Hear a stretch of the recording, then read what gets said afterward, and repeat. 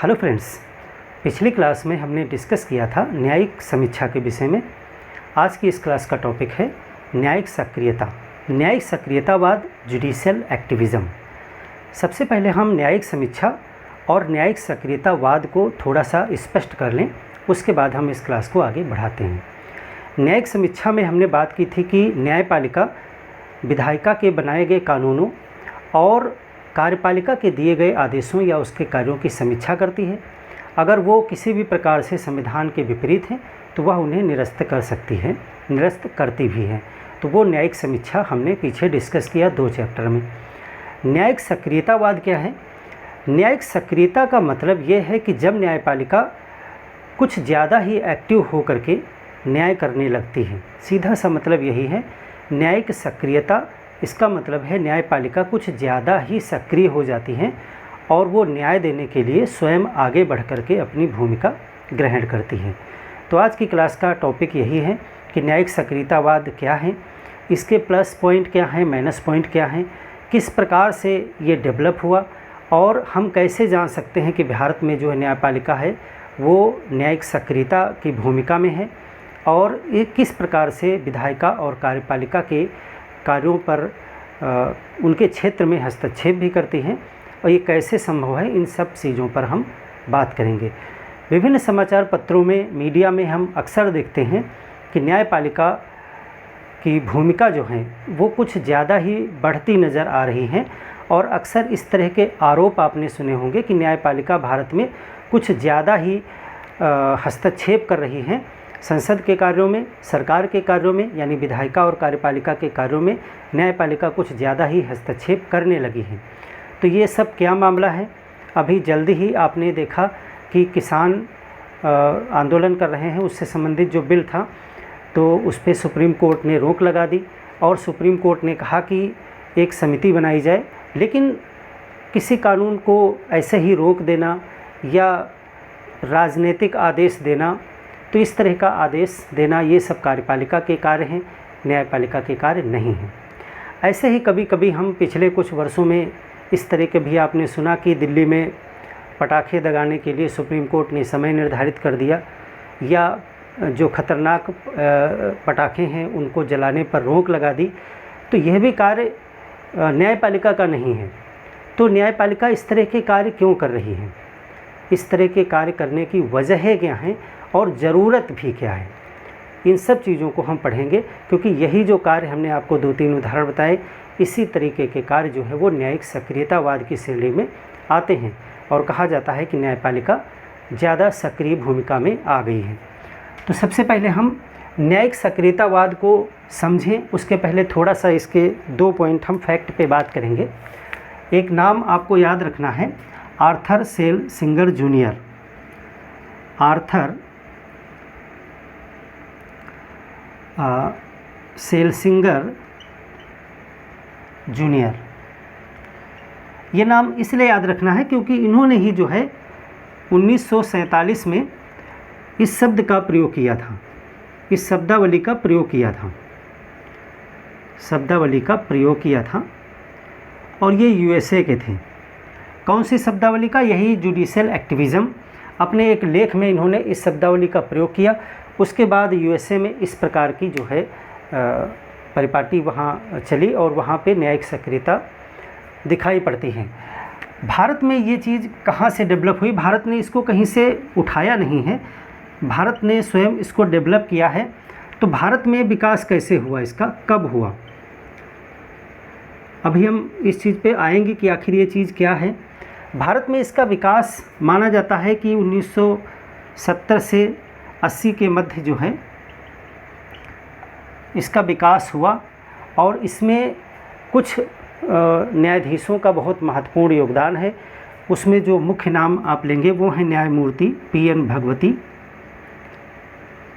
न्यायमूर्ति पीएन भगवती।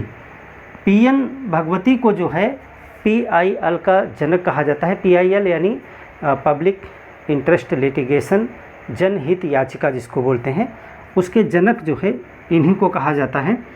और एक इम्पॉर्टेंट नाम है न्यायमूर्ति वी आर कृष्ण अय्यर,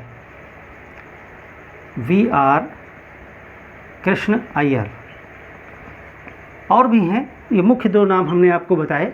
तो इन न्यायाधीशों को माना जाता है कि इन्होंने जो है भारत में न्यायिक सक्रियतावाद को जन्म दिया, और न्यायमूर्ति PN भगवती को जो है PIL का भी जनक माना जाता है। अभी हम अगले चैप्टर में जनहित याचिका पर भी बात करेंगे। जनहित याचिका एक प्रकार का टूल है जो न्यायिक सक्रियतावाद से ही निकल करके आता है। जनहित याचिका इसी का एक पार्ट है, उसको भी हम समझेंगे क्या है। तो ये दो पॉइंट आप पहले याद रखेंगे। अब चलिए बात करते हैं कि ये न्यायिक सक्रियतावाद आखिर है क्या। आपने ये तो समझ लिया कि इसका विकास जो है वो कैसे हुआ, भारत में कब हुआ। अब देखें ज़रा कि ये कैसे काम करता है और क्या चीज़ है। सबसे पहली बात आप ये जान लें कि न्यायिक सक्रियता जैसी कोई भी चीज़, कोई भी अवधारणा भारत के संविधान में नहीं है। तो ये धारणा कैसे आई? ये धारणा न्यायपालिका ने स्वयं विकसित की है। यानी कि ये जो प्रक्रिया इस क्लास में आप पढ़ोगे, ये पूरी तरीके से न्यायपालिका ने ही अपने निर्णयों के माध्यम से, अपने क्रियाकलाप के माध्यम से डेवलप की है। इस तरह की कोई विचारधारा या कोई शब्दावली भारत के संविधान में किसी आर्टिकल में नहीं है। तो ये है क्या चीज़? सबसे पहले इसको अगर आप समझना चाहते हैं तो आपको समझना पड़ेगा पहले शक्ति पृथक्करण का सिद्धांत। अभी हम इस पे आएंगे, लेकिन इसको समझने के लिए आपको एक सिद्धांत ज़रूर समझना पड़ेगा कि एक सिद्धांत होता है जो बहुत बार आपने सुना होगा, शक्ति पृथक्करण का सिद्धांत। अगर आप इसे समझना चाहते हैं तो सबसे पहले आप इसे समझ लीजिए। अंग्रेजी में इसे कहते हैं doctrine of separation of power. ये सिद्धांत जो है वो अगर आधुनिक समय में बात करें तो मॉन्टेस्क्यू ने दिया था। मॉन्टेस्क्यू एक विद्वान थे, इन्होंने जो है शक्ति पृथक्करण का सिद्धांत दिया। शक्ति पृथक्करण का सिद्धांत एक्चुअली क्या कहता है? ये सिद्धांत कहता है कि जो शासन के तंत्र हैं, जो अंग हैं सरकार के जो अंग हैं, सरकार के 3 अंग होते हैं। विधायिका यानी लेजिस्लेचर, विधायिका, कार्यपालिका एग्जीक्यूटिव, कार्यपालिका, और जुडिशरी यानी न्यायपालिका। ये सरकार के 3 अंग हैं। तो मॉन्टेस्क्यू का मानना है कि इन तीनों अंगों के बीच में शक्ति का पृथक्करण होना चाहिए, यानी कि इनके कार्य अलग अलग बटे होने चाहिए। पावर्स, शक्तियाँ बटी होनी चाहिए, कार्य नहीं कहेंगे, पावर्स कहेंगे, और उन पावर्स को ये इस्तेमाल करें और एक दूसरे के कार्यों में हस्तक्षेप ना करें। तो मॉन्टेस्क्यू का मानना था कि ये जो सरकार के अंग हैं, विधायिका, कार्यपालिका और न्यायपालिका, इनके जो है कार्य पृथक होने चाहिए। इनकी क्या शक्तियाँ जो हैं, शक्तियाँ पृथक होनी चाहिए, अलग अलग होनी चाहिए। विधायिका के जो कार्य है वो है विधि बनाना, तो वो अपना विधि बनाने का कार्य करे। कार्यपालिका का कार्य है विधि को लागू करना, विधि को लागू करना, तो वो यह कार्य करे। और न्यायपालिका का कार्य है कि जो है वो विधि की समीक्षा करे, विवेचना करे, विधि की विवेचना करे और न्याय करे। तो ये न्यायपालिका का कार्य है। अब यहाँ पे मॉन्टेस्क्यू का ये मानना है, जो doctrine of separation of power principle कहता है, वो कहता है कि विधायिका, कार्यपालिका और न्यायपालिका तीनों के कार्य जो हैं वो पृथक होने चाहिए, तीनों की शक्तियाँ पृथक होनी चाहिए, पावर्स पृथक होनी चाहिए, और हस्तक्षेप एक दूसरे में नहीं होना चाहिए। तो इसमें इन्होंने जो पृथक करने की बात की है उसमें 3 चीज़ें हैं। इन्होंने कहा कि 3 बातें तो बिल्कुल होनी ही चाहिए। पहली बात ये होनी चाहिए कि कार्य पृथक हों, कार्य पृथक हों, यानी कि आप कह सकते हो कि शक्तियाँ पृथक हों, शक्तियाँ पृथक हों। दूसरी बात इन्होंने कहा कि विधायिका, कार्यपालिका और न्यायपालिका के लोग भी पृथक हों, यानी कि एक व्यक्ति दूसरी संस्था में नहीं होना चाहिए। एक ही व्यक्ति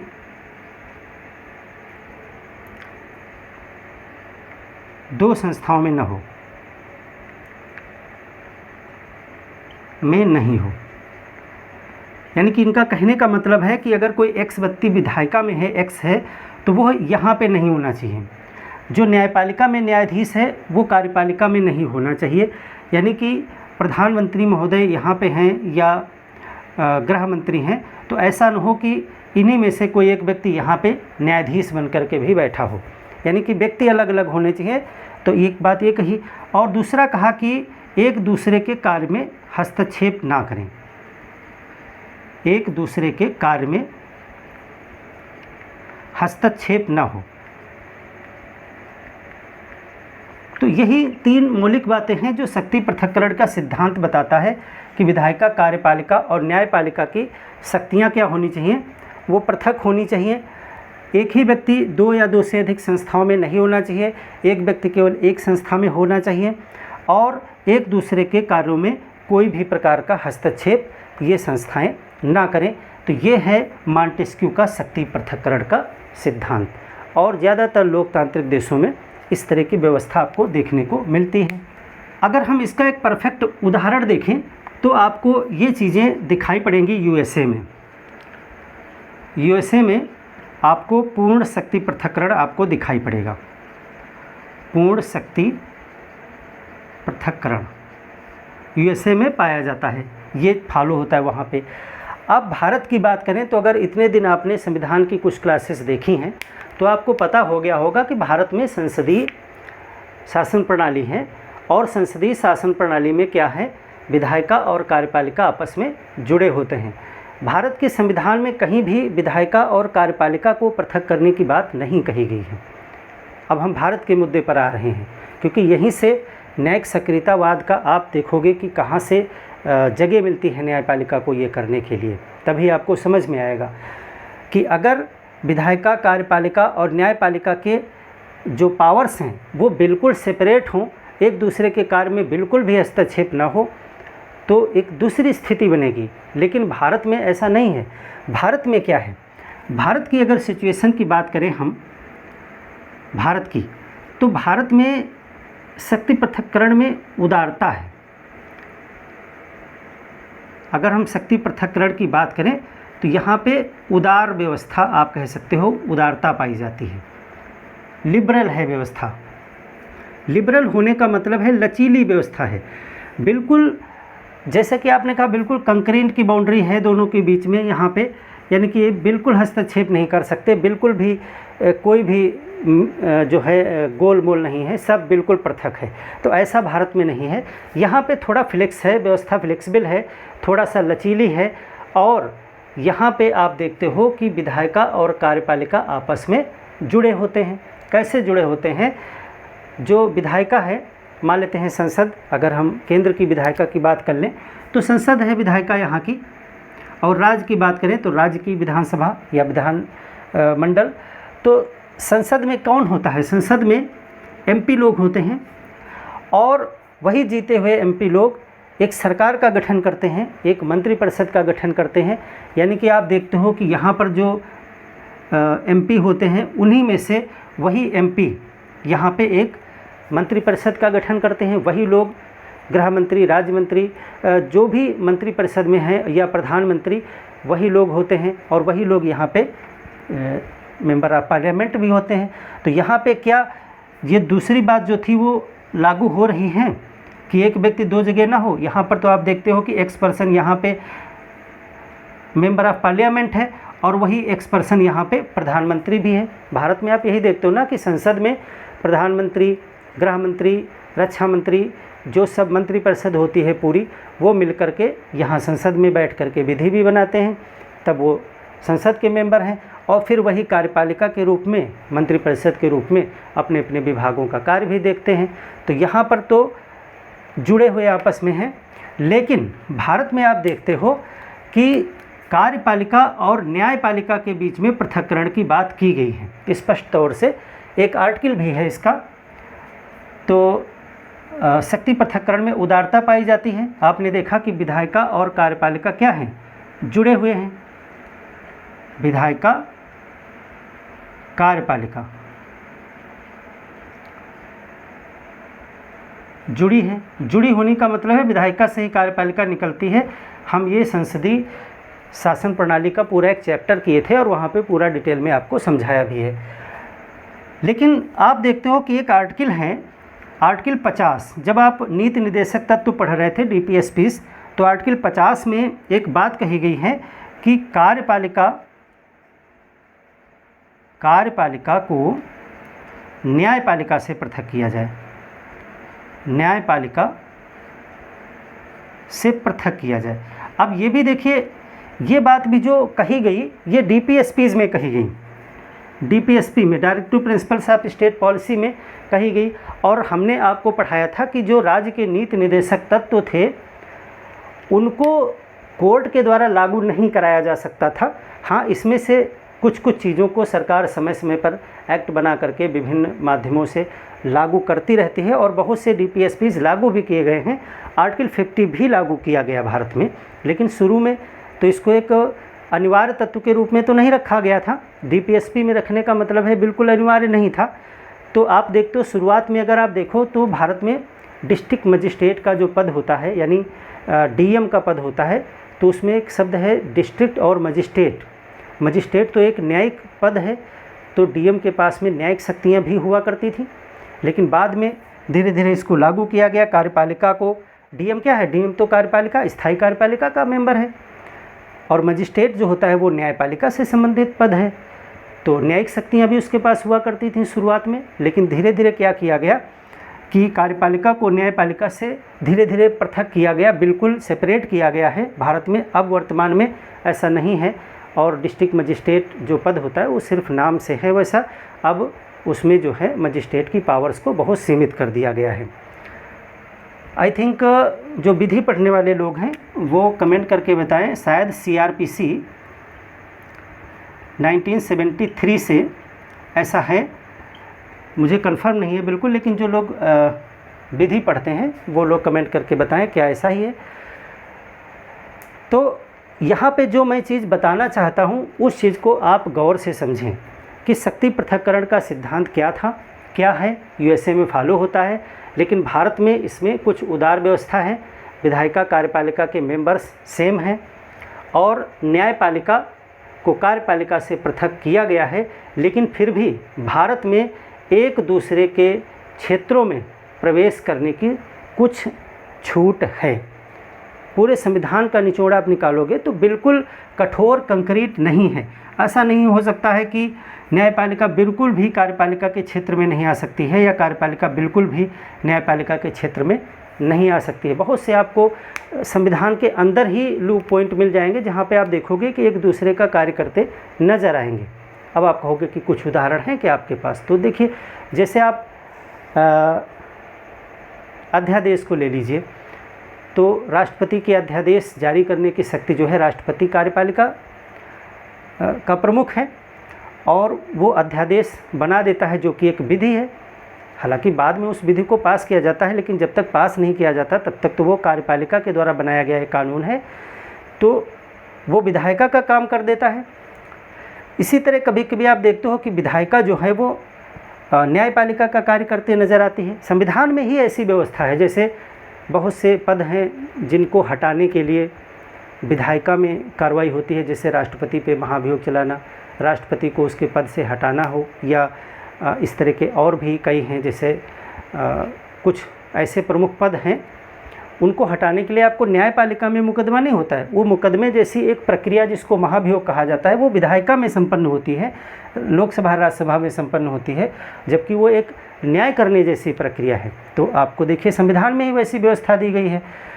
इसी तरीके से तमाम जगह पर आप देखते हो कि कार्यपालिका को भी ऐसी पावर्स हैं कि वो एक दूसरे के कार्यों में हस्तक्षेप करते नज़र आते हैं। लेकिन संविधान में तमाम जगह ऐसी भी व्यवस्था की गई है ताकि ये एक दूसरे के कार्यों में हस्तक्षेप ना भी करने पाएँ, उसकी भी तमाम व्यवस्थाएं की गई हैं। लेकिन फिर भी आप कह सकते हो कि ये जो बाउंड्री है ये उतनी मजबूत नहीं है। कुछ हद तक कुछ शक्तियां ऐसी हैं एक दूसरे के क्षेत्रों में प्रवेश करने की, और इसी चीज़ से जन्म होगा न्यायिक सक्रियतावाद का। अब देखिए क्या है, आप यहाँ तक बात को समझ गए कि कैसी व्यवस्था भारत में है। अब हम बात करते हैं कि न्यायिक सक्रियतावाद है क्या। यहाँ पर हमने सरकार के तीनों अंगों के कार्य आपको बताए और आपने देखा कि न्यायपालिका का कार्य है न्याय प्रदान करना, विधियों की विवेचना करना, संविधान की व्याख्या करना, ये सारे कार्य न्यायपालिका के होते हैं। न्यायपालिका का प्रमुख कार्य है न्याय करना। न्याय करने के लिए जो परंपरा है, जो तरीका है, वो ये है कि जो भी व्यक्ति पीड़ित है वह न्यायपालिका के पास में जाए। अगर उसके अधिकारों का हनन हो रहा है, अगर उसको कोई प्रॉब्लम है राज्य से या किसी चीज़ से, तो वो न्यायपालिका की शरण में जाए और अपने लिए न्याय मांगे, न्यायपालिका उसे न्याय देगी। ये तो एक नॉर्मल प्रक्रिया है। लेकिन ये न्यायिक सक्रियता क्या है? देखिए, न्यायिक सक्रियता का अर्थ क्या है। न्यायिक सक्रियता,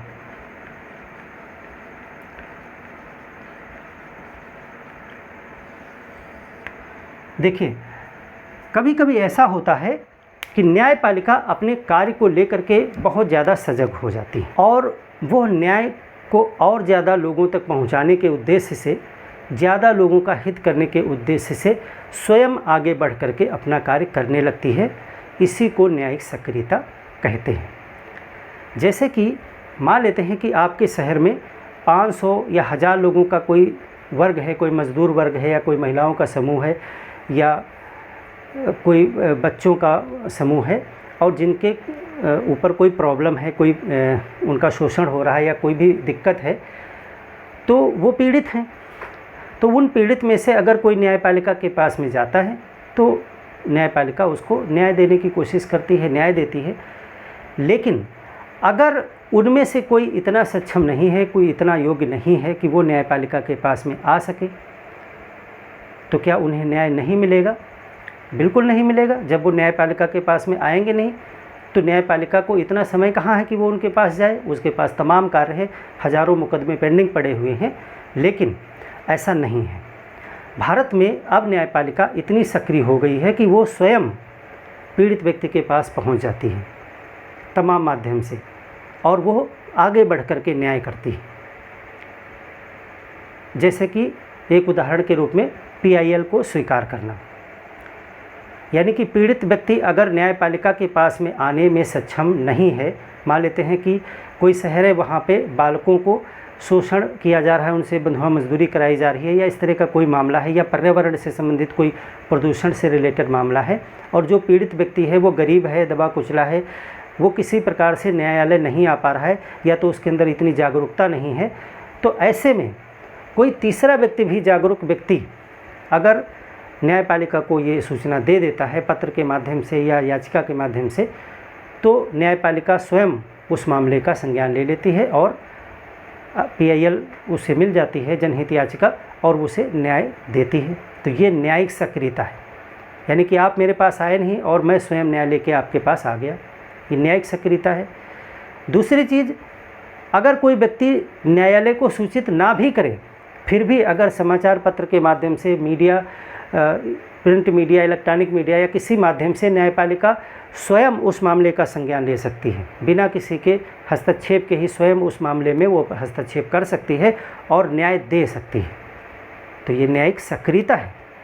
सीधे शब्दों में मेरा काम है न्याय देना, मेरे पास आओगे तो मैं न्याय दूंगा, लेकिन मैं न्याय देने के लिए इतना तत्पर हो गया हूँ, इतना सक्रिय हो गया हूँ कि आप मेरे पास नहीं भी आओगे तब भी आगे बढ़ करके मैं आपके अधिकारों की रक्षा करने के लिए प्रेरित हूँ और करूँगा। तब कहा जाएगा कि मैं अपने कार्य के प्रति बहुत सक्रिय हो गया हूँ।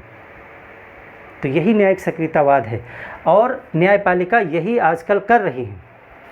जैसे कि विधियों की समीक्षा करना न्यायपालिका का कार्य है, लेकिन बहुत कठोरता से विधियों की समीक्षा करना, जरा सा भी, हल्का सा भी अगर वो थोड़ा इधर उधर हैं तो उन्हें निरस्त कर देना, ये सक्रियता है।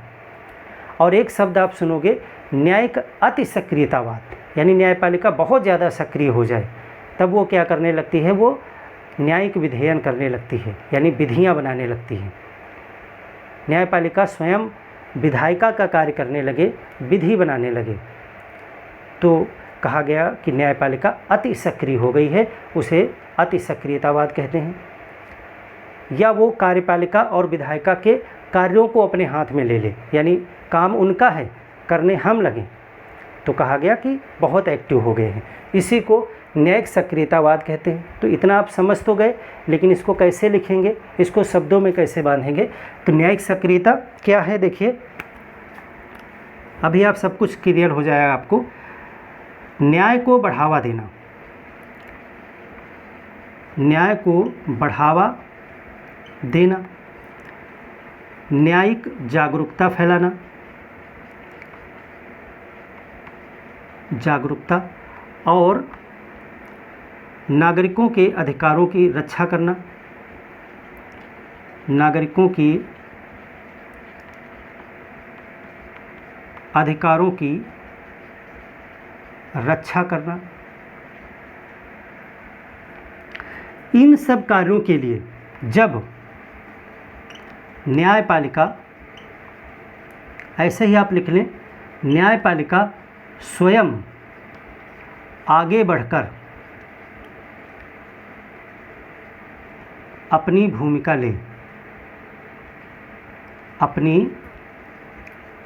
भूमिका ले, तब इसे क्या कहते हैं, न्यायिक सक्रियता। लेकिन सिर्फ इतना ही नहीं है, एक और कदम आगे बढ़ेंगे कि जब न्यायपालिका इन चीज़ों को करने के लिए, यानी न्याय को बढ़ावा देने के लिए, न्यायिक जागरूकता फैलाने के लिए, नागरिकों के अधिकारों की रक्षा करने के लिए, जब न्यायपालिका स्वयं आगे बढ़कर के अपनी भूमिका ले और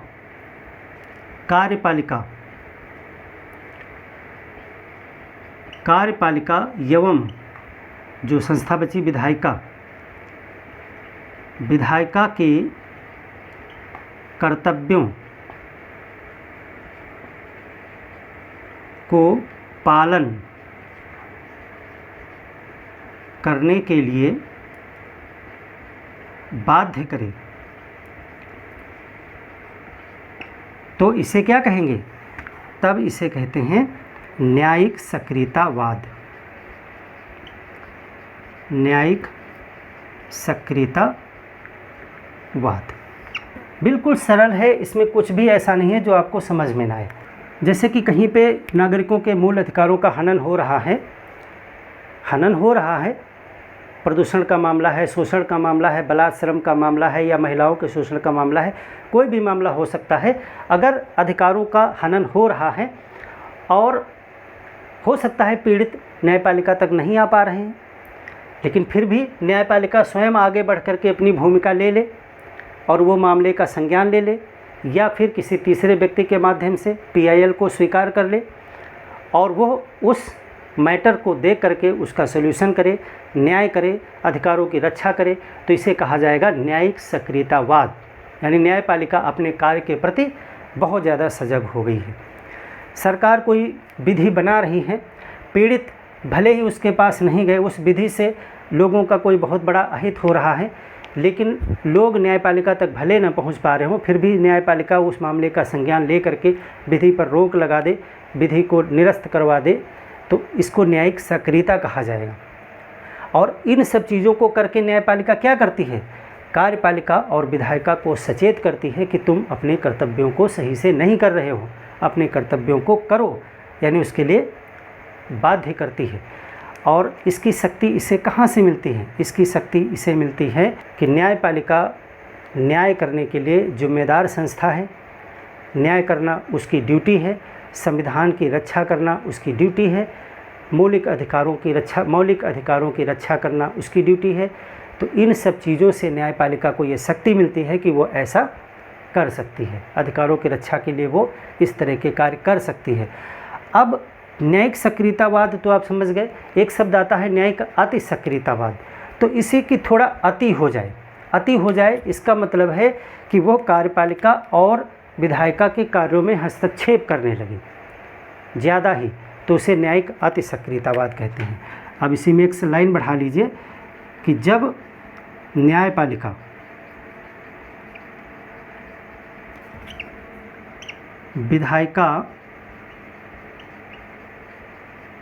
विधायिका एवं कार्यपालिका के कार्यों में कार्यपालिका के कार्यों में ज़्यादा हस्तक्षेप करने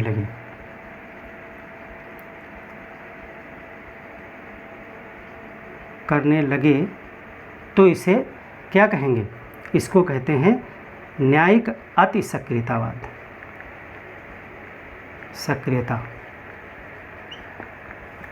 न्यायिक अतिसक्रियता। अब ये चीज़ें कहाँ आपको दिखाई पड़ती हैं? जब संविधान देश में लागू हुआ तो शुरुआत में ऐसी चीज़ें नहीं थी। शुरुआत में न्यायपालिका सीधे साधे अपना कार्य करती थी। ज़्यादा वो कार्यपालिका के कार्यों में हस्तक्षेप करना या विधायिका के कार्यों को अपने हाथ में लेना, इस तरह के कार्य नहीं करती थी। विधायिका ने कोई कानून बनाया या कार्यपालिका ने कोई कानून बनाया, न्यायपालिका उसकी समीक्षा करती थी, लेकिन बहुत ज़्यादा उसमें हस्तक्षेप नहीं करती थी। जब तक बहुत कोई गंभीर मामला ना हो तब तक विधियों को निरस्त करना, ये सारे कार्य इस तरह का न्यायपालिका नहीं करती है।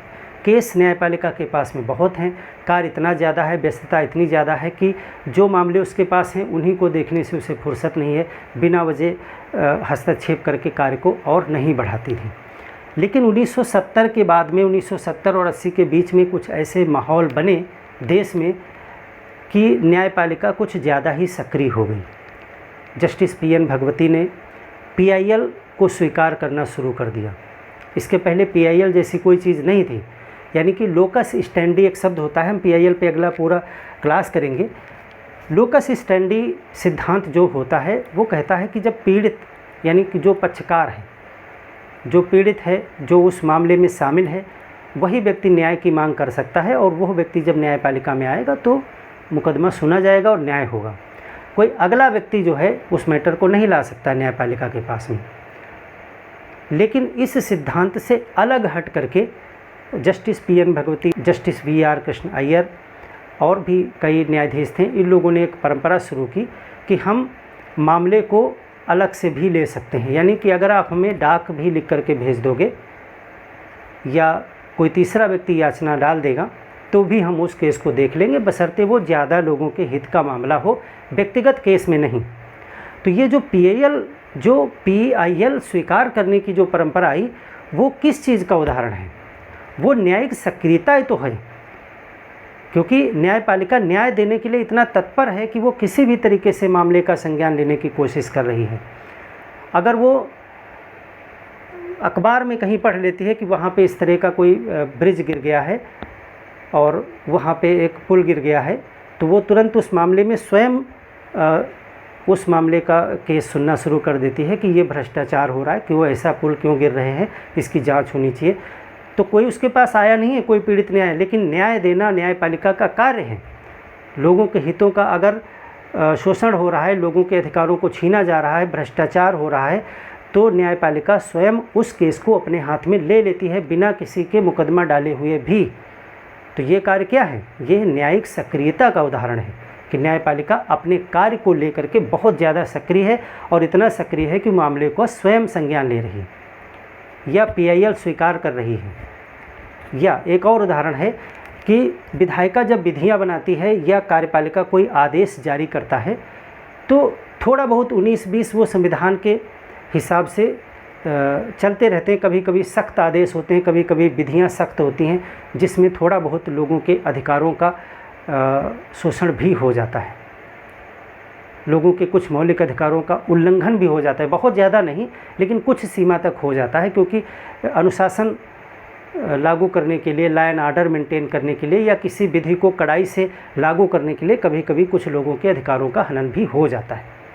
लेकिन ये छोटा छोटा पॉइंट जो है इसको इग्नोर किया जाता है, क्योंकि बड़े विकास की चीज़ों को ध्यान में रखा जाता है। लेकिन ऐसे में न्यायपालिका अगर एक छोटा सा क्लू, एक छोटा सा पॉइंट भी निकाल करके पूरी विधि को निरस्त करने लगे तो कहा जाएगा कि ये न्यायिक अतिसक्रियतावाद है। यानी कि अपनी शक्तियों को बहुत ज़्यादा कड़ाई से जो है न्यायपालिका पालन कर रही है, और ज़रा सा भी उसे अगर विधि में कुछ भी 19-20 दिखाई पड़ता है तो पूरी की पूरी विधि को निरस्त कर देती है। लेकिन अप्रत्यक्ष रूप से लोगों के अधिकारों की रक्षा करना, लोगों को न्याय देना, ये तो न्यायपालिका का कार्य है ही, और उसी शक्ति का उपयोग करके वो ऐसा भी कर सकती है, लेकिन इसे न्यायिक सक्रियतावाद कहा जाएगा।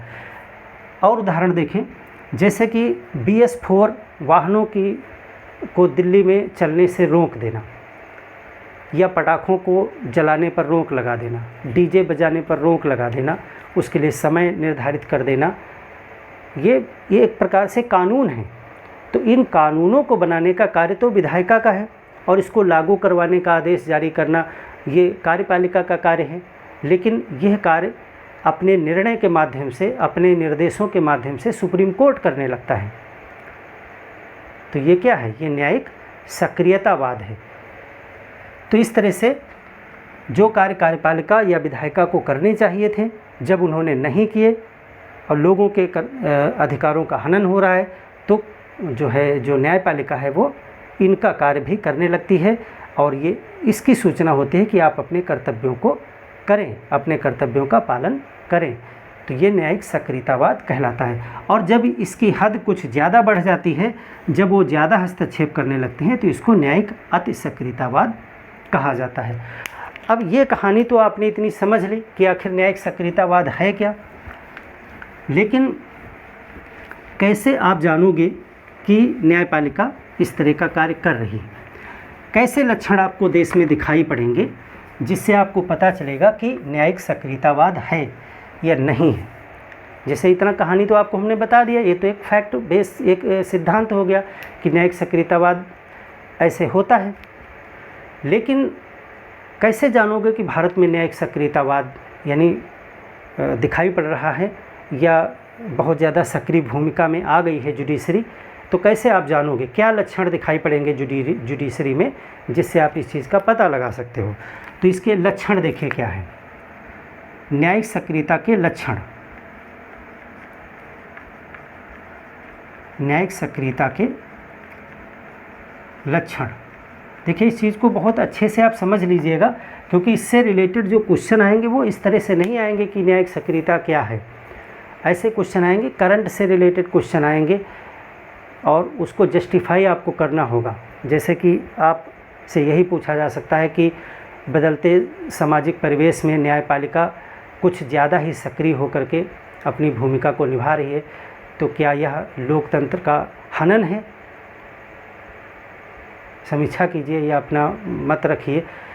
तो इसमें दो बात कही गई। देखिए कि एक तो ये कहा गया कि न्यायपालिका बहुत ज़्यादा अपने फॉर्म में आ गई है, यानी बहुत ज़्यादा न्याय करने के लिए उत्सुक है, सक्रिय है। तो क्या यह लोकतंत्र का हनन हो रहा है? तो इन दो चीज़ों में कहीं कुछ मैचिंग आपको लग रहा है तो देखिए, पहले तो आप ये देखिए क्या ऐसा हो सकता है। तो बिल्कुल आप इसको जोड़ सकते हैं, रिलेट कर सकते हैं कि देखिए लोकतंत्र में क्या होता है, जनता चुन करके एक ऊपर सरकार बनाती है और उस सरकार का काम है विधियां बनाना, लागू करना। यही तो लोकतंत्र है कि जनता के द्वारा चुनी गई सरकार जनता के लिए काम कर रही है, यही लोकतंत्र है। लेकिन हमारे लिए विधियां न्यायपालिका बनाने लगे तो ये लोकतंत्र का उल्लंघन है, शक्ति पृथक्करण के सिद्धांत का उल्लंघन है कि हमने एमपीज को चुन करके संसद में भेजा था कि आप कानून बनाइए हमारे लिए, लेकिन वो कानून न बना करके एक अलग संस्था न्यायपालिका हमारे लिए कानून बनाने लगे। तो एक प्रकार से हमारे लोकतांत्रिक जो अधिकार हैं उनका ये हनन माना जा सकता है। तो इस तरह से आप इसे रिलेट कर सकते हैं और जो भी क्वेश्चन का सार है, जो भी पूछना चाह रहा है, उस तरह से आप उसे जस्टिफाई कर पाएंगे, प्लस और माइनस पॉइंट बता पाएंगे। और अगर ये भी कह दिया जाए कि ये कहाँ तक उचित है, लोकतंत्र में न्यायपालिका जो है वो विधायिका के कार्यों में अगर हस्तक्षेप कर रही है, कार्यपालिका के कार्यों में अगर हस्तक्षेप कर रही है, चाहे वो किसान बिल को रोक दे रही है, पटाखे जलाने के लिए वो निर्देश जारी कर रही है, कौन से वाहन चलेंगे नहीं चलेंगे इस पे वो आदेश जारी कर रही है, या इस तरह के तमाम आदेश ताजमहल के आसपास के आप देखते हो कि उद्योगों को हटाने के निर्देश दे रही है न्यायपालिका। तो इस तरह का ये जो हस्तक्षेप है कार्यपालिका के कार्यों में या विधायिका के कार्यों में, ये किस हद तक उचित है और क्या ये होना चाहिए या नहीं होना चाहिए, इस तरह का कोई क्वेश्चन आ सकता है। तो इसमें भी आपको दोनों रास्ते पता होने चाहिए, प्लस और माइनस पॉइंट आपको इसमें अपने हिसाब से खोजने होंगे।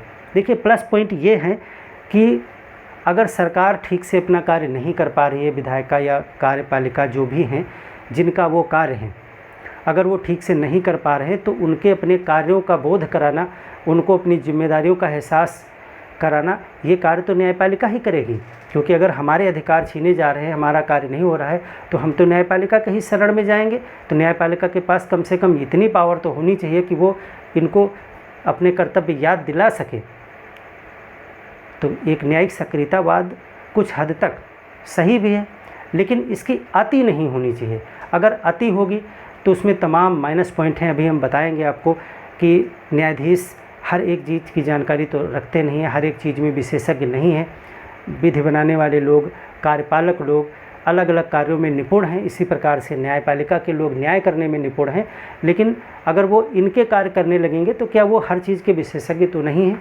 और फिर अगर ये तानाशाह हो सकते हैं तो क्या न्यायपालिका तानाशाह नहीं हो सकती है? वो भी तो मनुष्य ही हैं, तो वो भी तानाशाह हो सकते हैं। तो इस तरह से तमाम माइनस पॉइंट भी इसमें आ सकते हैं।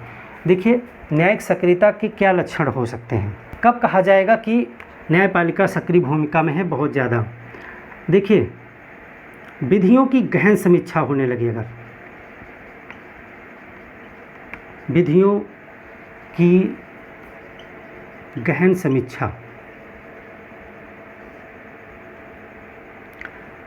अगर एक्ट की या जो भी बनते हैं, जो विधियां बनती हैं, उनकी बहुत ज़्यादा गहन समीक्षा न्यायपालिका कर रही है, तो ये न्यायिक सक्रियतावाद।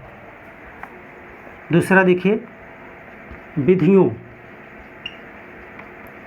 या संविधान की बृहद व्याख्या।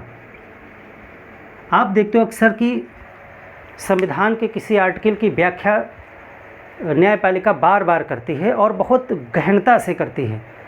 क्यों? ऐसी क्या ज़रूरत पड़ जाती है? क्योंकि वो न्याय देना चाहती है, वो लोगों के अधिकारों की रक्षा करना चाहती है। एग्जाम्पल देखिए इसका। देखिए, विधियों की गहन समीक्षा का एग्जाम्पल आपको पता ही है कि एक्ट कोई बनाया संसद ने और न्यायपालिका ने उसको बहुत बारीकी से जांचा और उसे अगर ज़रा सा भी कोई माइनस पॉइंट मिला उसे निरस्त कर दिया।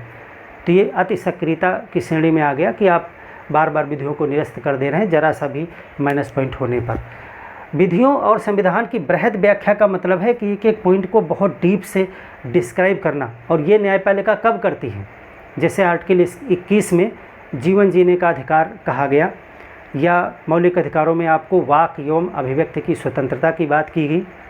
तो समय समय पर आप देखते हो न्यायपालिका क्या करती है, इनमें और बहुत सारी चीज़ों को जोड़ देती है। जैसे उसने कहा कि जीवन जीने के अधिकार में मनपसंद व्यक्ति के साथ में विवाह करने का भी अधिकार शामिल है। तो ऐसा करने की क्या ज़रूरत पड़ गई?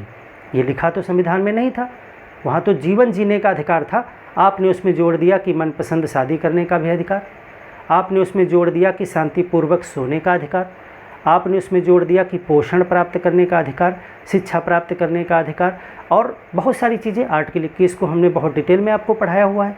तो ये आर्टिकल 21 को बार बार इतना डीपली इसकी विवेचना, इसकी व्याख्या क्यों करता है न्यायपालिका?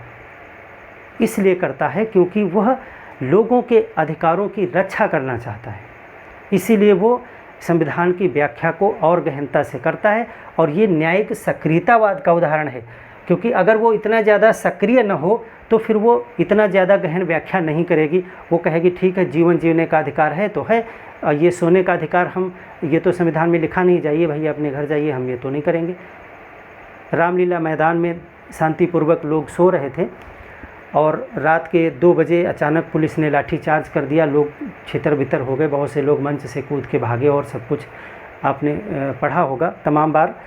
तो उसमें बाद में सुप्रीम कोर्ट ने कहा कि शांतिपूर्वक अगर कोई समूह सो रहा है तो उसे सोने का अधिकार है। उस समय उसे इस तरह का कार्य नहीं किया जा सकता, उसे भगाया नहीं जा सकता है, उसे शांतिपूर्वक सोने देना चाहिए, और ये जीवन जीने के अधिकार में शामिल है। तो अगर सुप्रीम कोर्ट चाहता तो कह देता ठीक है, सोने होने का अधिकार तो कहीं संविधान में या किसी एक्ट में लिखा नहीं है, मुझे क्या पड़ी है, मैं ऐसा क्यों करूं, मैं अपने ऊपर एक बोझ और क्यों ले लूं, रोज़ लोग मेरे पास नया मुकदमा लेके आएंगे, मुझे वो सोने नहीं देते, मुझे वो सोने नहीं देते, तो एक नया क्यों मैं तैयार करूं। लेकिन नहीं, न्यायिक सक्रियता दिखाते हुए न्यायपालिका ने यह भी कहा कि सोने का अधिकार भी है। इसी तरीके से तमाम पोषण पाने का अधिकार है, विवाह करने का अधिकार है, गर्भ धारण करने का अधिकार है, शिक्षा प्राप्त करने का अधिकार है। ये बराबर व्याख्या आर्टिकल 21 की करते हुए तमाम अधिकार इसमें शामिल कर दिए। तो जब विधियों की या संविधान की बृहद व्याख्या करने लगे तो कहा जाएगा कि न्यायिक सक्रियता बढ़ रही है। देखिए, PIL को स्वीकार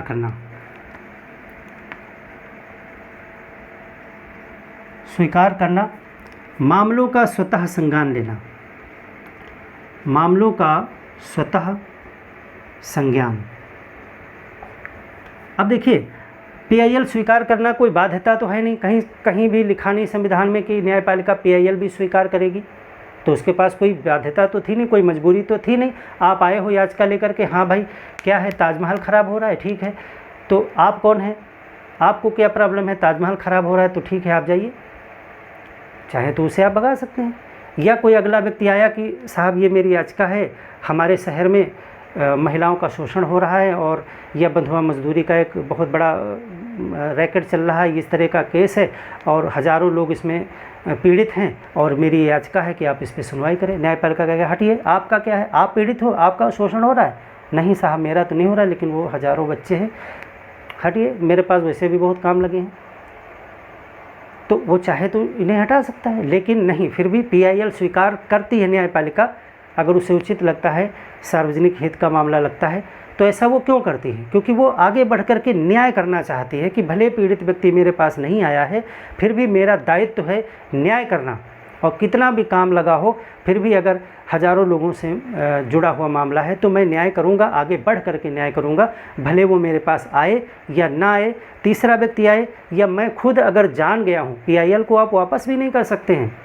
जब मैं पढ़ाऊँगा जनहित याचिका, आप देखिएगा कि जनहित याचिका वापस नहीं ली जा सकती है, क्योंकि न्यायपालिका स्वयं मामले का संज्ञान ले सकता है। यानी कि अब आप कह रहे हो कि नहीं नहीं ठीक है, PIL मैं वापस लेना चाहता हूँ, ठीक है आप जाइए घर, मुझे जानकारी हो गई है मामले की, मैं खुद देख लूँगा, यानी PIL वापस करने का प्रावधान नहीं है।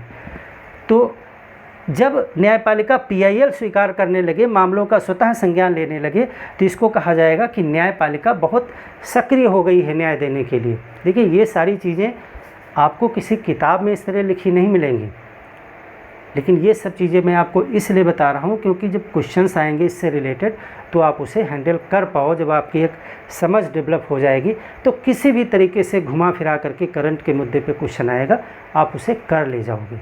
और अगर आप रटी रटाई सिर्फ एक न्यायिक सक्रियता की भूमिका या उसके जो है परिभाषा को रट के चले जाओगे, कोई क्वेश्चन नहीं होने वाला है, ना तो प्री का ना मेंस का। तो इसको आप समझिए कि कैसे ये चीज़ें आती हैं। जैसे कि आप देखते हो कि भारत में, भारत की ही बात कर रहे हैं यहाँ पे, तो भारत में जो है विधि की स्थापित प्रक्रिया है, विधि की स्थापित प्रक्रिया, लेकिन इसकी जगह पे की जगह है विधि की सम्यक प्रक्रिया, विधि की सम्यक प्रक्रिया, ड्यू प्रोसेस ऑफ लॉ को अपनाना। अगर ऐसा न्यायपालिका कर रही है तो यह भी न्यायिक सक्रियता का उदाहरण है। देखिए, विधि की स्थापित प्रक्रिया, प्रोसेस स्टेबलाइज्ड बाय लॉ, और ड्यू प्रोसेस ऑफ लॉ, इसको हमने आर्टिकल 21 जब पढ़ाया था तो आपको समझाया भी था। देखिए, विधि की स्थापित प्रक्रिया भारत में रखी गई थी, इसलिए रखी गई क्योंकि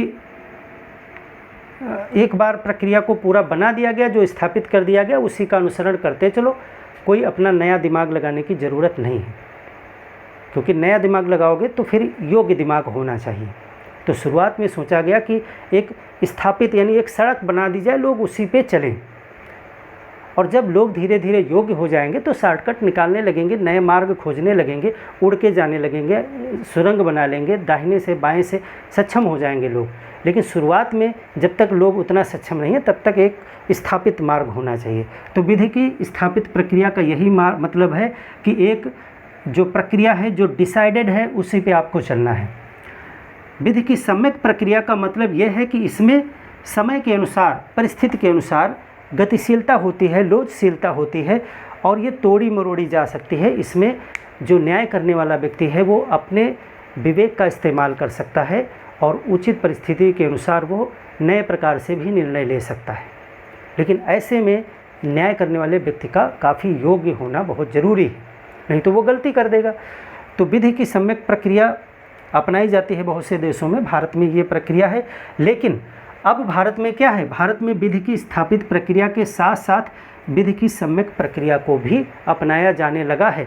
और ख़ास तौर से अगर आप देखोगे तो आर्टिकल 21 में इसको अपनाया गया है।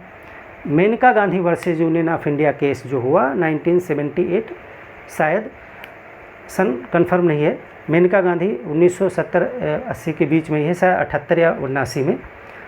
तो उसमें जो है कुछ पासपोर्ट का लेकर के मामला था, वो विदेश जाना चाहती तो उस पर रोक लगा रहे थे। तो आर्टिकल 21 में पहली बार जो है विधि की स्थापित प्रक्रिया के बजाय विधि की सम्यक प्रक्रिया का प्रयोग करते हुए आर्टिकल 21 की व्याख्या करते हुए कोर्ट ने कहा कि विदेश जाने का अधिकार भी मौलिक अधिकार है, जीवन जीने के अधिकार में शामिल है। यानी कि जीवन जीने के अधिकार को गौरवपूर्ण जीवन जीने का अधिकार बना दिया गया, गरिमापूर्ण जीवन जीने का अधिकार बना दिया गया। और गरिमापूर्ण जीवन जीने का अधिकार का मतलब है उसमें बहुत सी चीज़ें आ जाती हैं। देखिए, मेरा जीवन जीने का अधिकार है, इसका मतलब मैं जिंदा रहूं, मेरी सांसें चलती रहें, यही जीवन जीने का अधिकार है।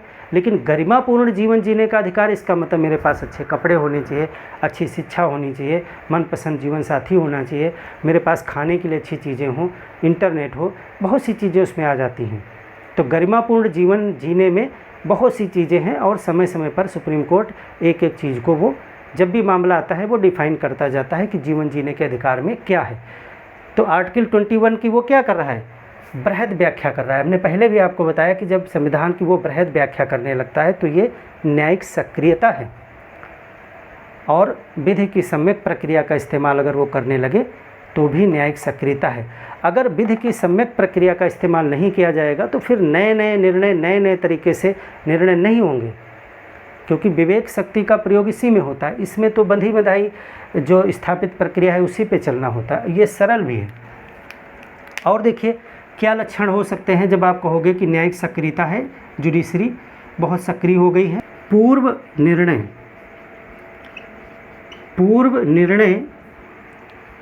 पूर्व निर्णय का मतलब होता है प्रीसीडेंट।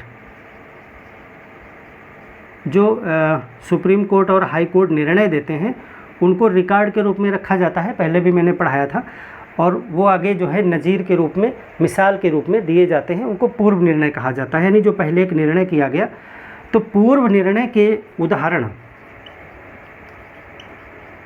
उदाहरण से हटकर नए प्रतिमान बनाना, नए रिकॉर्ड स्थापित करना, ये क्या है, न्यायिक सक्रियता का उदाहरण है। कि आपने अपना पूर्व का जो फैसला दिया था उसी को पलट दिया, उसको नहीं मान रहे हैं, यानी उससे अलग हट के निर्णय दे रहे हैं, क्योंकि परिस्थितियां बदल गई, समस्याएं बदल गई हैं, आज समाज का सोचने का नज़रिया बदल गया है, तो ये न्यायिक सक्रियता की श्रेणी में आता है। तो इस तरह के जब लक्षण आपको दिखने लगे किसी न्यायपालिका के कार्यों में, तो आप कह सकते हो कि न्यायपालिका क्या है, सक्रिय हो गई है। और यही चीज़ें जब अति होने लगे तो अति सक्रिय आप कह सकते हैं। कार्यपालिका और विधायिका के कार्यों को अपने हाथ में लेना, कार्यपालिका, विधायिका के कार्यों को अपने हाथ में लेना।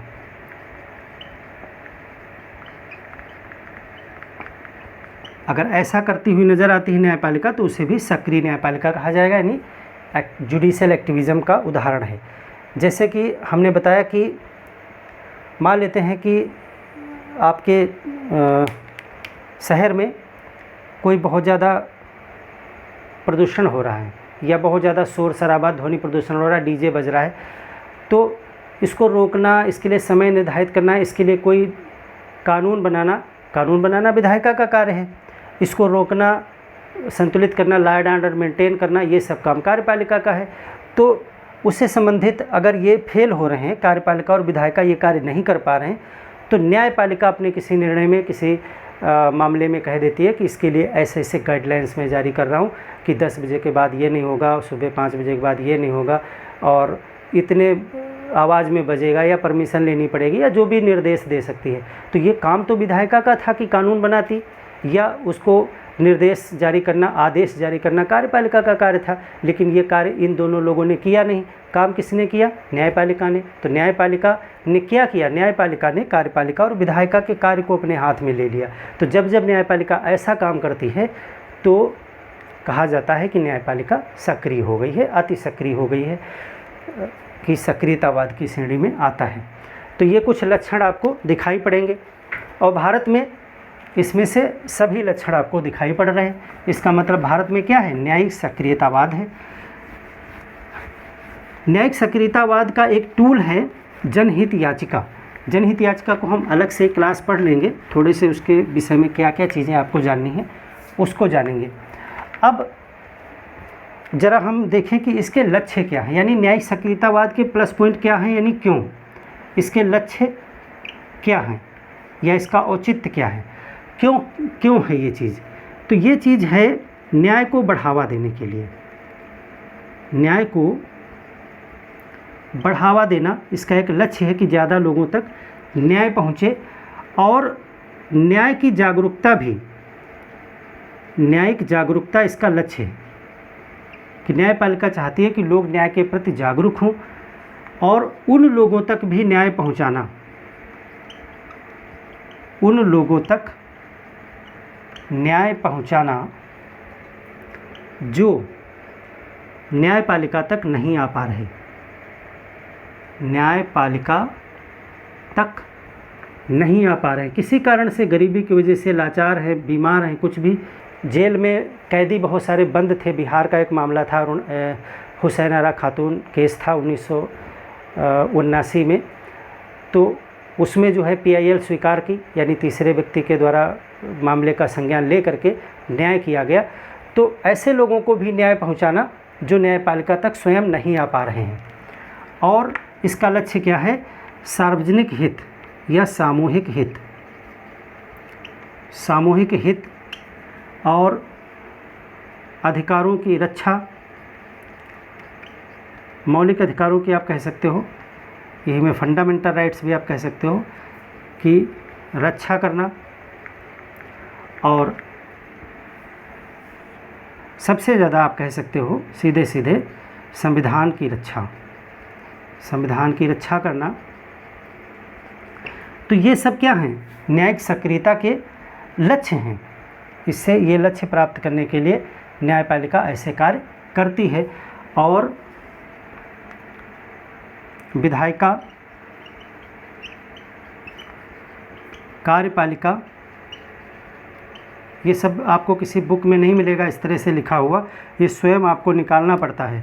विधायिका, कार्यपालिका को कर्तव्य बोध कराना कि आप अपने कर्तव्य करिए, ये सब क्या हैं? इसके लक्ष्य हैं। अब एक शब्द पीछे आया था, उसको भी नोट कर लीजिए। हमने बताया था न्यायिक विधेयन क्या होता है।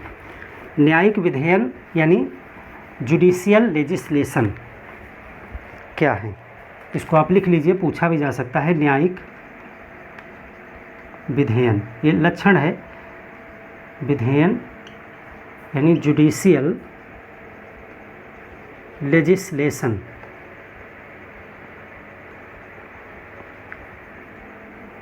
जब न्यायपालिका विधि बनाने लगे, इसका सीधा सा मतलब ये होता है कि जब न्यायपालिका विधि बनाने लगे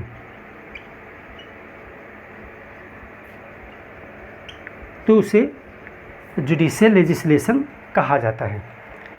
जैसे हमने आपको एक दो उदाहरण भी बताए थे, जैसे दिल्ली में पटाखे जलाने पर रोक लगाना, समय निर्धारित करना, और BS4 के वाहनों को चलने पर रोक लगाना, उसके लिए निर्देश जारी करना।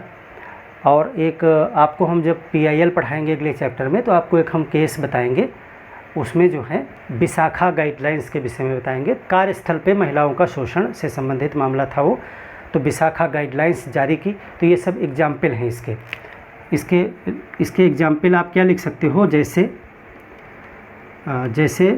दिल्ली में पटाखा जलाने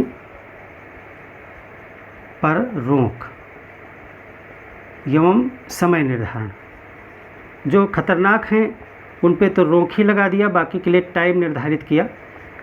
एक ये उदाहरण है, जैसे BS4 वाहनों के चलने पर रोक, वाहनों के चलने पर रोक, ये सब सुप्रीम कोर्ट ने लगाया, मतलब न्यायालय के द्वारा ये सब किया गया। तो ये कार्य तो एक प्रकार से ये सब विधि बनाने का कार्य विधायिका का है या कार्यपालिका का कार्य है आदेश देना, लेकिन ये न्यायपालिका कर रही है, तो न्यायपालिका विधि बना रही है, तो इसे जुडिशियल लेजिस्लेशन कहा जाएगा। या देखिए विशाखा गाइडलाइंस। विशाखा गाइडलाइंस क्या हैं ये हम आपको बताएंगे अगले चैप्टर में। विशाखा गाइडलाइंस में जो है कार्यस्थल पर महिलाओं के शोषण के संदर्भ में कुछ गाइडलाइंस जारी की थी न्यायपालिका ने, तो इस तरह से वो न्यायिक विधेयन कहलाता है, ये जुडिशियल लेजिस्लेशन। अब प्रश्न ये आता है कि इसके कुछ उदाहरण हैं क्या? न्यायिक सक्रियता के कुछ केस हैं, कुछ उदाहरण हैं जो आपको जानने चाहिए। कुछ उदाहरण, कुछ प्रमुख कुछ एग्जाम्पल आपके पास होने चाहिए ताकि आपके बात में वज़न आए। जैसे आपने कह तो दिया कि न्यायिक सक्रियतावाद चलता आ रहा है भारत में और बहुत से ऐसे मामले हैं, तो कुछ मामले आपको 2-4 मालूम होने चाहिए, तो वो आप जो है नोट कर लीजिए। जैसे पहला मामला आप नोट करें, हुसैन आरा खातून मामला, ये था बिहार का मामला था और 1978 या 9 का मामला है, कंफर्म नहीं है डेट, वर्ष जो है ज़्यादा जानने की ज़रूरत नहीं है, आप कंफर्म करके कमेंट करके बताएं कि 1978 है या 1979 है। हुसैन आरा खातून जो मामला था बिहार का, ये जेल में बंद विचाराधीन कैदियों से रिलेटेड मामला था। जेल में बहुत सारे ऐसे कैदी बंद थे जिनका मामला पेंडिंग था और उसमें से कुछ बेचारे तो अपने उतने दिन से जेल में बंद थे जितनी उनको सज़ा भी नहीं होती, जो भी केस में वो बंद किए गए थे। तो इस मामले को सुना सुप्रीम कोर्ट ने और यहीं से समझिए एक प्रकार से शुरुआत हुई PIL वगैरह की। तो हुसैन आरा खातून मामला जो बिहार का था, इसमें जो है जेल में विचाराधीन जो कैदी थे, विचाराधीन बंद कैदियों को त्वरित न्याय दिया गया था, सबको छोड़ा गया, यानी कि त्वरित निर्णय किया गया। तो ये बहुत एक फेमस केस है, हुसैन आरा खातून बिहार में जेलों में जो कैदी बंद थे, जो विचाराधीन थे, उनके मामले, उनको जल्दी न्याय मिला, छोड़ा गया उनको। दूसरा एक देखें, जैसे मेनका गांधी केस हमने बताया था आपको, मेनका गांधी मामला, ये भी 1978 का है आई थिंक। इसमें जो है आर्टिकल 21 की व्याख्या की गई। विधि द्वारा स्थापित प्रक्रिया के स्थान पे विधि की सम्यक प्रक्रिया का प्रयोग पहली बार किया गया यहाँ पे आर्टिकल 21 में। और मेनका गांधी केस इसीलिए फेमस है कि यहाँ पे आर्टिकल 21 की व्याख्या शुरू हुई। आर्टिकल 21 में विधि की सम्यक प्रक्रिया को अपनाया गया और उसके बाद से आर्टिकल 21 को इतना ज़्यादा व्याख्यात किया है, इतना ज़्यादा एक्सप्लेनेशन इसका सुप्रीम कोर्ट ने अपने आने वाले तमाम निर्णयों में किया है कि आप पूरी किताब लिख सकते हो। आर्टिकल 21 पे आप 500 पेज की किताब लिख सकते हो, इतना ज़्यादा इसमें किया गया है आर्टिकल 21 की व्याख्या बाद में। एक केस और आप उदाहरण के रूप में दे सकते हो, ताजमहल संरक्षण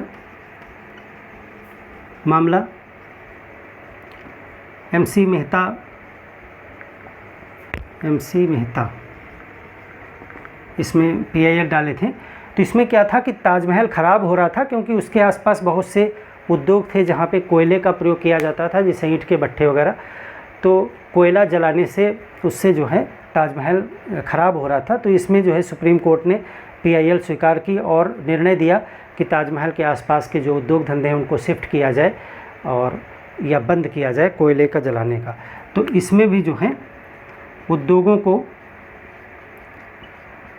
उद्योगों का स्थानांतरण कराया था, स्थानांतरण और कोयला दहन पर रोक, इस तरह के आदेश दिए गए। तो ये भी न्यायिक सक्रियता का उदाहरण है। और एक केस ले सकते हैं जैसे गंगा प्रदूषण मामला।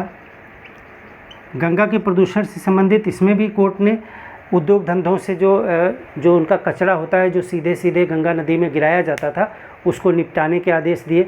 बहुत से उद्योगों को बंद करने का आदेश दिया था इसमें भी। और देखिए एक आप और एग्जाम्पल दे सकते हैं, अरुणा शानबाग केस, अरुणा शानबाग मामला 2011। और अरुणा शानबाग के मामले में जो है पैसिव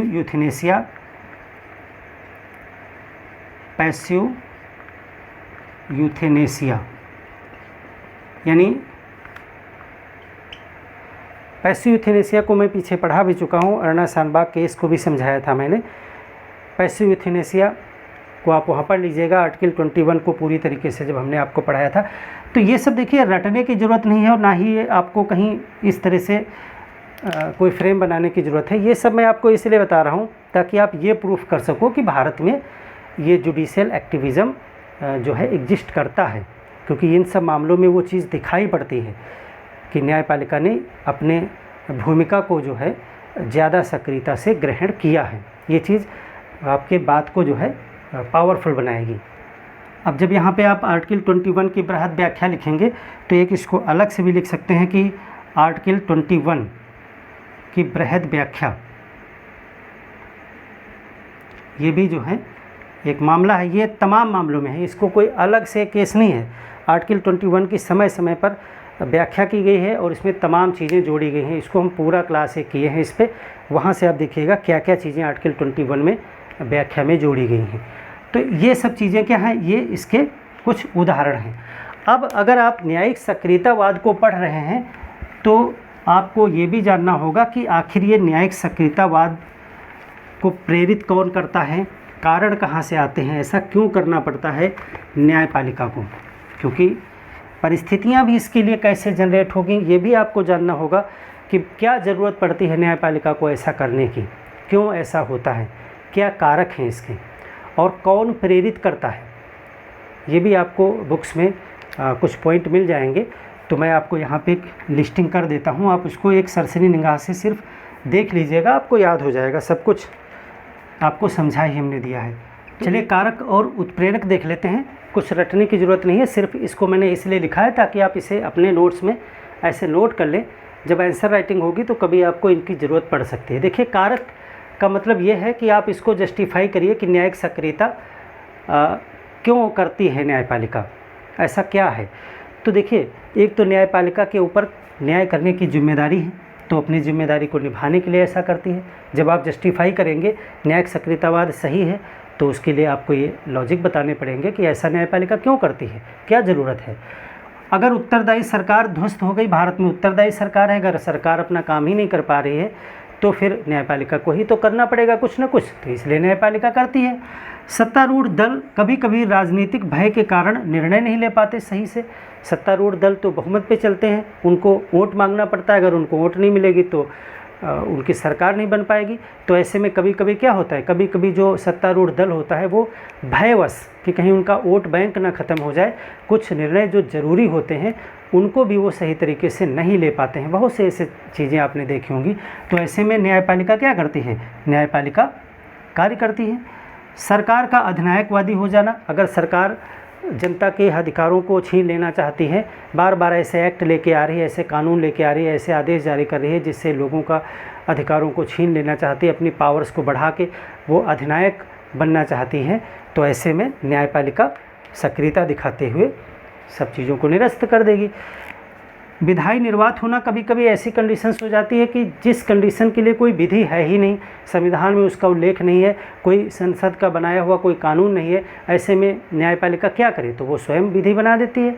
जैसे हम आपको विशाखा गाइडलाइन के विषय में आगे बताएंगे।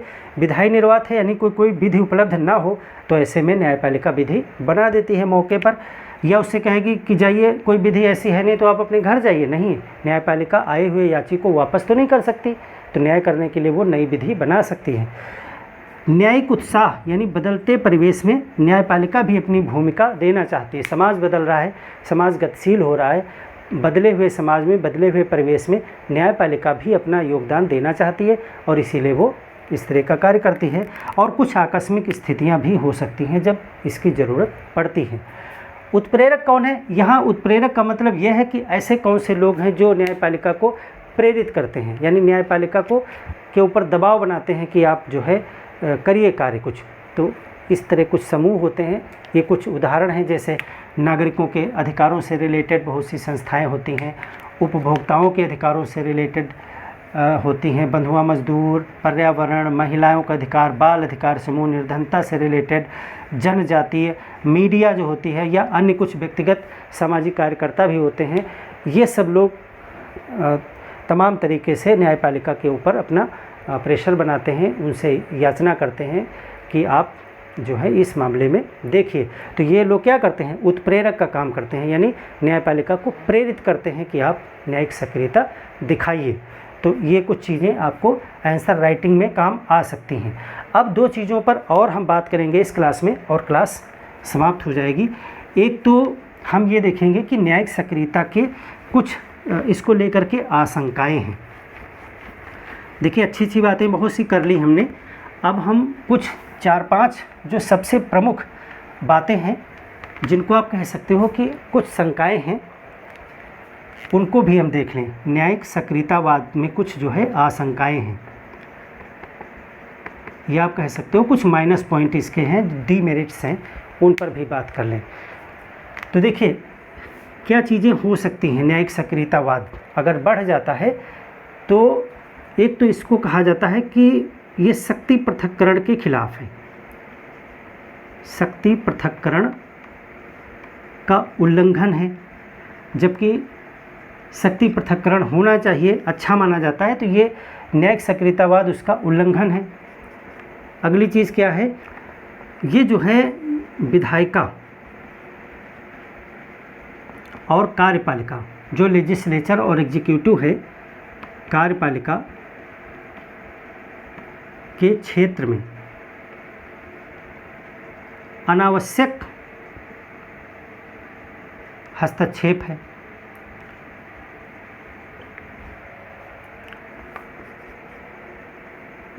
एक चीज़ और आती है कि ये लोकतंत्र का हनन है, लोकतंत्र का हनन है। कैसे है हम आपको बता चुके हैं, क्योंकि लोकतंत्र में एक चुनी हुई सरकार होती है और चुनी हुई सरकार को निर्णय लेने का अधिकार होता है जनता के लिए, और ऐसे में न्यायपालिका वो उन अधिकारों का प्रयोग कर रही है, विधि बना रही है, तो ये लोकतंत्र का भी एक प्रकार से हनन है। विचारक ऐसा मानते हैं और इसमें कहते हैं कि ये न्यायपालिका भी अधिनायक हो सकती है। ऐसा तो है नहीं कि सिर्फ सरकार भी हो सकती है।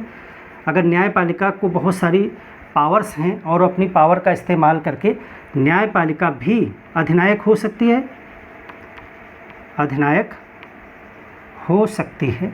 एक प्रश्न और उठता है कि क्या न्यायपालिका के पास पर्याप्त विशेषज्ञता है, सज्ञता है कि वह अन्य कार्य करने लगे। यानी कि जो न्यायाधीश हैं उनके पास में कानून की विशेषज्ञता है, लेकिन उनके पास में कार्यपालिका के कार्यों के करने की भी क्या विशेषज्ञता है। यानी कि एक प्रश्न उठता है कि अगर न्यायपालिका ही सारे कार्य करेगी तो क्या सब कार्यों में वो निपुण हैं? तो फिर कार्यपालिका और विधायिका में बैठे हुए लोग वो बिल्कुल बेकार हैं। तो ये भी एक प्रश्न उठता है कि उनके पास पर्याप्त विशेषज्ञता नहीं भी हो सकती है। एक प्रश्न और उठता है कि ऐसे में जो न्यायाधीश होते हैं वो अपने स्वयं को पॉपुलर बनाने के लिए भी इस तरह का एक्शन ले सकते हैं। ऐसा नहीं है कि सब कुछ न्यायिक सक्रियतावाद में सब अच्छा ही अच्छा है। हो सकता है कोई न्यायाधीश जो है वो अपने आप को पॉपुलर करने के लिए, अपने आप को हाईलाइट करने के लिए भी इस तरह का बिना वजह जो है न्यायिक सक्रियता दिखाता है, ताकि उसका नाम मीडिया में आए और वो पॉपुलर हो। तो इसमें जो है न्यायाधीश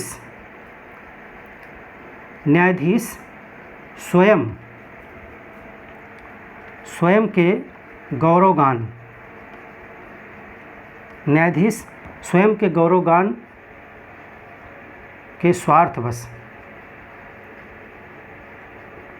भी ऐसा कर सकते हैं।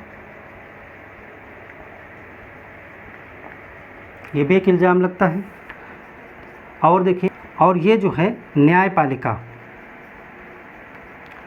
न्यायपालिका पर अतिरिक्त बोझ है, अतिरिक्त बोझ बढ़ाएगा।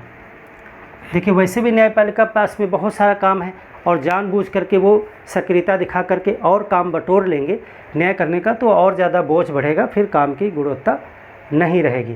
तो ये कुछ आशंकाएं हैं न्यायिक सक्रियतावाद को लेकर के।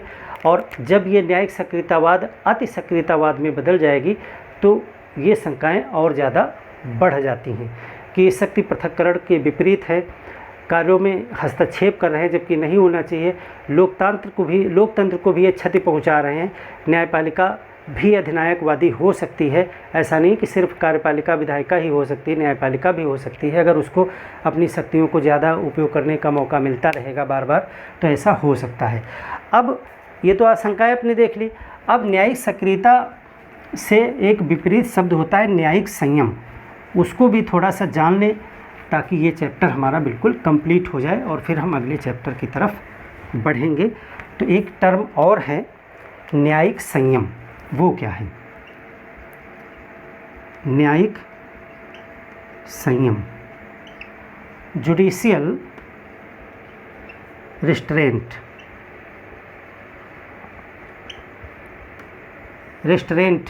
जुडिशियल रिस्ट्रेंट क्या है? न्यायिक संयम क्या है? न्यायिक संयम का सीधा सा मतलब है न्यायपालिका स्वनियंत्रण यानी आत्मनियंत्रण करे। न्यायपालिका स्वयं पर नियंत्रण रखे, इसी को न्यायिक संयम कहा जाता है। अपने तमाम निर्णयों में न्यायपालिका ने स्वयं कहा है कि न्यायाधीशों को अपने ऊपर संयम रखना चाहिए, अपने शक्तियों पर नियंत्रण रखना चाहिए, क्योंकि न्यायपालिका को बहुत सारी शक्तियां मिली हैं जिससे वो कार्यपालिका और विधायिका को नियंत्रित कर सकती है, लोगों के अधिकारों की रक्षा कर सकती है, कुछ भी असंवैधानिक होने से रोक सकती है। लेकिन इन शक्तियों का अगर वो दुरुपयोग करने लग जाएंगे तो न्यायपालिका ही स्वयं सारी चीज़ों को बिगाड़ भी सकती है। तो ऐसे में इस एक बहुत ही शक्तिशाली जो चीज़ है एक संस्था न्यायपालिका, उसको स्वनियंत्रण, इसको आप कह सकते हो कि आत्मनियंत्रण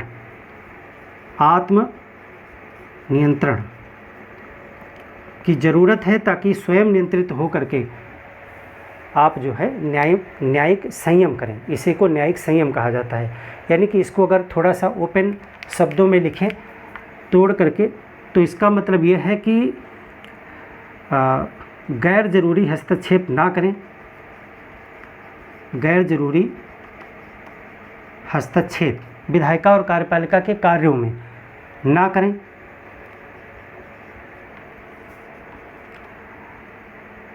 अत्यधिक कठोर समीक्षा ना करें, अत्यधिक कठोरता से विधियों को निरस्त ना करें, विधियों को निरस्त ना करें जब तक अति आवश्यक न हो, आवश्यक ना हो। यानी कि जब तक वो बहुत ज़्यादा संविधान का उल्लंघन नहीं कर रही तब तक पूरी तरीके से विधियों को निरस्त नहीं करें, संयम रखें, उसमें अन्य मार्ग भी तलाशें। तो इससे आप संयम रख सकते हैं अपने ऊपर। और क्या कर सकते हैं कि जो पूर्व के निर्णय हैं, पूर्व निर्णय जो आपके अन्य न्यायाधीशों ने किए हैं या आपने ही स्वयं किए हैं, न्यायपालिका ने पूर्व निर्णयों का सम्मान करें। जो पहले निर्णय दिए गए हैं ऐसे मामलों में उनका सम्मान करें, वैसे ही आगे बढ़ें। बहुत ज़्यादा विवेक शक्ति का प्रयोग ना करें ताकि पूर्व निर्णय बार बार ना बदलें। नीति निर्माण में गैर जरूरी हस्तक्षेप ना करें। गैर जरूरी हस्तक्षेप ना करें, यानी विधि बनाने का काम विधायिका का है, उस विधि बनाने के कार्य में बिना वजह का हस्तक्षेप नहीं करें। यही सब चीज़ों का पालन क्या है? आत्मनियंत्रण है, और इसी को न्यायिक संयम कहा जाता है। तो न्यायिक संयम स्वयं न्यायपालिका ने माना है, ऐसा नहीं कि ये लोग न्यायपालिका को कोई दूसरा सलाह दे रहा है। ये भी एक देखिए इंटरेस्टिंग चीज़ है कि न्यायपालिका स्वयं इस चीज़ को अपने तमाम निर्णयों में कहती है कि न्यायाधीश ऐसा ऐसा करें, क्योंकि न्यायपालिका को भी पता है कि उसके हाथ में इतनी बड़ी पावर्स है कि उसका अगर दुरुपयोग न्यायाधीश करने लगेंगे तो न्यायपालिका भी अधिनायक हो जाएगी। तो इन चीज़ों का पालन करना क्या कहलाता है? न्यायिक संयम, जो कि न्यायिक सक्रियता के जस्ट एक विपरीत स्थिति है, और जब इसका उल्टा करने लगते हैं तो उसको न्यायिक सक्रियता कहा जाता है। तो इस चैप्टर में हमने जाना कि न्यायिक सक्रियता क्या है, न्यायिक सक्रियतावाद मतलब न्यायिक सक्रियता करने की विचारधारा न्यायिक सक्रियतावाद है, और इसके प्लस और माइनस पॉइंट क्यों हैं, क्या हैं इसके लक्ष्य, कैसे ये डेवलप हुई इंडिया में, और संविधान में इसका कहीं जिक्र नहीं है, न्यायपालिका ने ही स्वयं इसको डेवलप किया है। PIL इसका एक टूल है, यानी PIL के द्वारा न्यायिक सक्रियता करती है न्यायपालिका। तो PIL को भी हम अगले चैप्टर में डिटेल में डिस्कस करेंगे। तो मिलते हैं एक और बेहतर क्लास के साथ में, तब तक के लिए धन्यवाद।